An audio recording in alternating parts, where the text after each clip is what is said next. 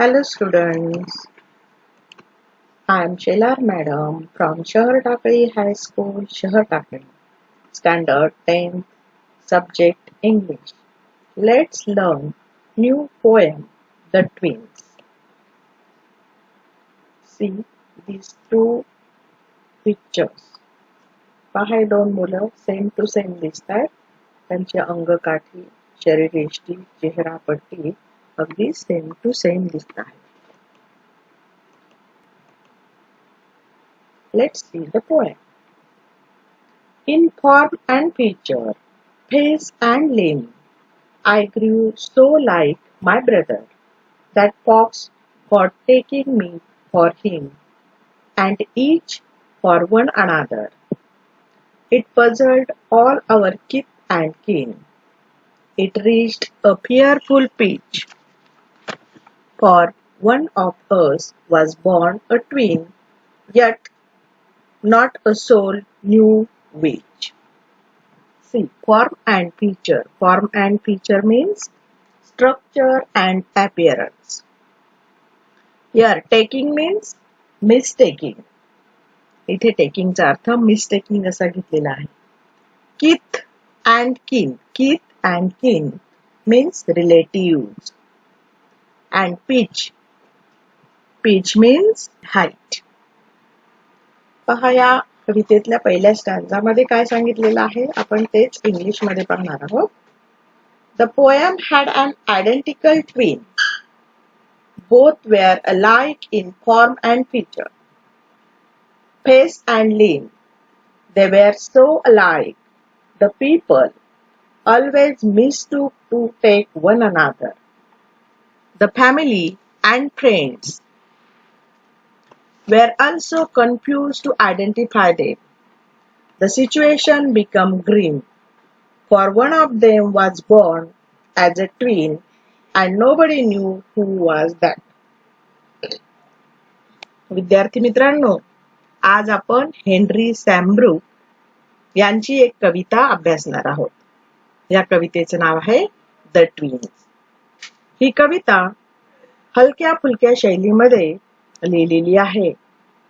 यामध्ये अतिशयोक्ती अलंकाराचा उपयोग केलेला आहे. या कवितेमध्ये 4 कडवे आहेत आणि प्रत्येक कडव्यामध्ये 8 ओळी आहेत. कवी सांगतात की अंगकाठी आणि चेहरापट्टी घेऊन सारखीच घेऊन मी आणि माझा भाऊ वाढलो.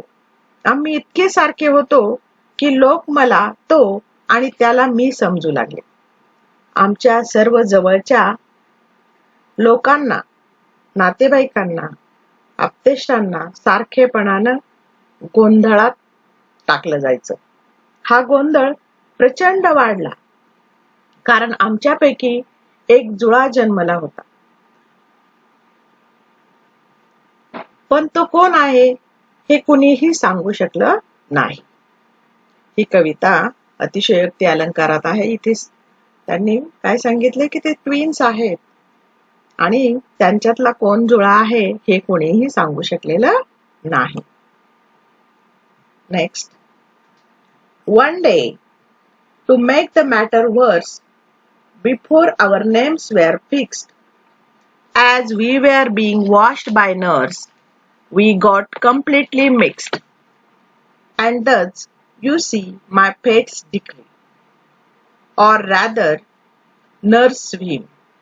My brother John got Christian me, and I got Christian him. Decree means order, and whim means a sudden change of mind.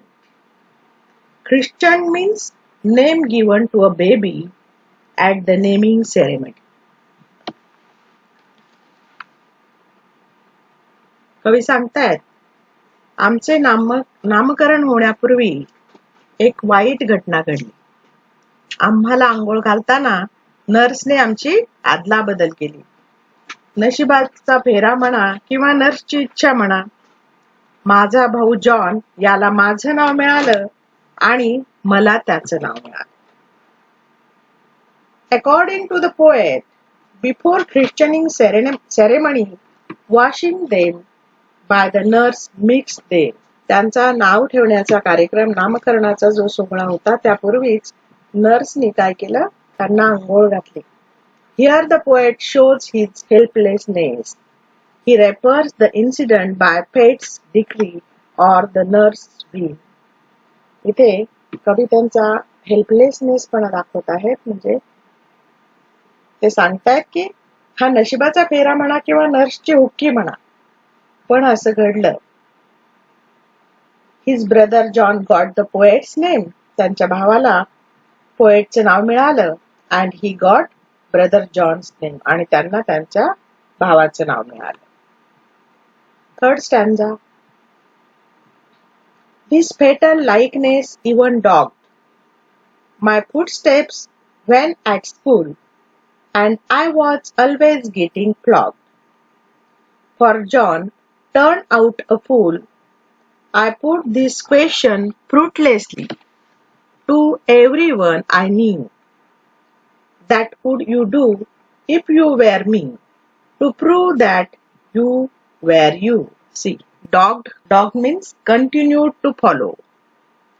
Flogged means beaten up. इतक्या जुळेपणानं म्हणजे अतिशय त्यांच्यामध्ये खूप साम्य होतं. या साम्यामुळं किंवा या त्यांच्या ट्विन्स असल्यामुळं हा पाठलाग त्यांचा शाळेपर्यंत झाला. आणि जेव्हा कवीला छडीने मारण्यात आलं तेव्हा त्यांचा भाऊ खोडी करत असायचा. आणि कवी म्हणतात, मी प्रत्येकाला हा प्रश्न निरर्थकपणे विचारत असतो किंवा विचारत असे, सांगा हो, तुम्ही काय कराल की तुम्हीच आहात हे सिद्ध करण्यासाठी.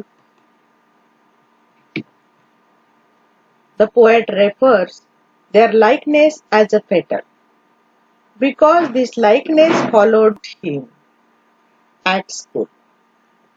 The poet was flogged as John made mistakes.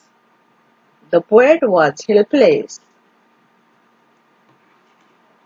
He used to ask a fruitless question to everyone he knew. What would you do to prove that you are you? Next stanza. Our close resemblance turned the tide of my domestic life. For somehow my intended bride became my brother's wife. In fact, year after year the same absurd mistakes went on. And when I died, the neighbors came and buried brother John. कवी पुढे सांगतात की या जुळेपणानं त्यांच्या वैवाहिक जीवनामध्ये दिशाच बदलून टाकली. कारण त्यांची जी वधू होती, म्हणजे ज्या मुलीशी त्यांचं लग्न होणार होतं त्याच्याशी त्याच्या भावाचं लग्न झालं, ती भावाची बायको बनली. आणि अशाच प्रकारच्या चुका वर्षानुवर्ष घडत राहिल्या. आणि शेवटी ते अतिशयोक्ती करतायत. ते म्हणतात, when I died the neighbours came and buried brother John. म्हणतात की जेव्हा मी मेलो तेव्हा माझ्या शेजारचे लोक आले आणि त्यांनी जॉनचा अंतिम विधी केला, जॉनलाच पुरलं.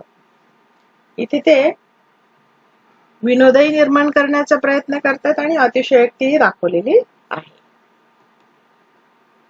Closely likeness of the twins changed the domestic life of the poet. अगदी सेम दिसत असल्यामुळे त्यांचं घरगुती जीवन जे होतं ते सुद्धा काय झालं, खूप स्पॉइल झालं. His intended bride became brother John's wife. त्यांची जी ठरवलेली वधू होती ती त्यांच्या भावाची पत्नी बनली. These absurd mistakes went on. अशा प्रकारच्या मिस्टेक नेहमी घडत गेल्या. One day the poet died, neighbors came and buried brother John. अशा पद्धतीने ही पोएम आहे. याच्यामध्ये अतिशयोक्ती अलंकाराचा वापर केलेला आहे.